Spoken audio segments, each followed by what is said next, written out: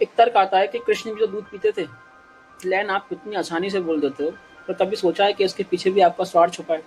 आप कहते हो अगर दूध पीना पाप है तो कृष्ण भी तो पापी हुए।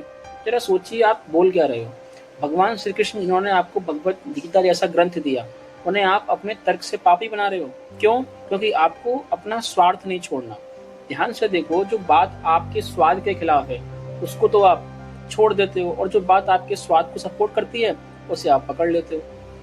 कृष्ण भी तो दूध पीते थे, ये याद रह गया, पर कृष्ण ने गीता में क्या कहा है वो भूल गए। उन्होंने निस्वार्थता की बात की है, निष्कामता की बात की है, करुणा की बात की है, उसकी तो आपने चर्चा नहीं करी। क्यों? क्योंकि वहाँ त्याग है, वहाँ अनुशासन है, वहाँ अहंकार को छोड़ना पड़ता है, और अहंकार ये नहीं चाहता, इसलिए वो चालाकी करता है। वो कहता है देखो कृष्ण भी ऐसा करते थे, और धीरे धीरे वही अहंकार कृष्ण को भी अपने स्तर पर ले आता है, यहाँ तक कि उन्हें पापी भी कह देता है।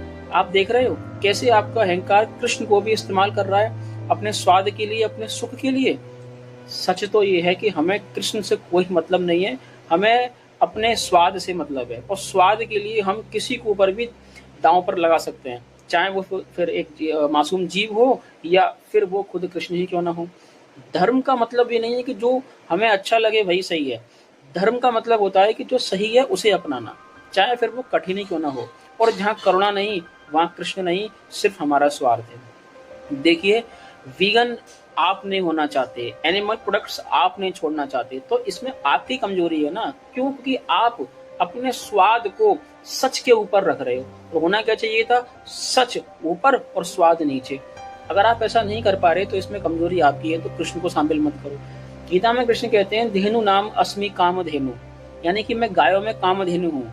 कामधेनु का मतलब जो करुणामयी है, जो पालन हरता है, जो शोषण नहीं करता। गोपाल बोला गया ना कृष्ण को, गोपाल यानी कि जो गायों की रक्षा करते हैं। और आपने क्या किया है? हमने क्या किया? हमने दूध के लिए गायों का ही शोषण कर डाला।